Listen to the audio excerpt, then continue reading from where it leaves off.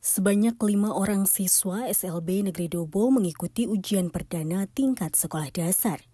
Dalam ujian tersebut, kelima anak berkebutuhan khusus akan diuji dengan mata pelajaran umum dan mata pelajaran khusus sesuai dengan kebutuhan anak.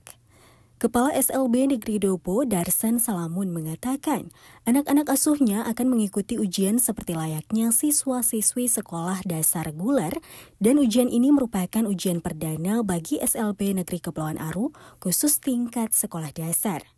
Namun ada regulasi yang mengatur secara khusus, mengatur terkait waktu dan tata cara penyelenggaraan ujian sesuai kebutuhan anak.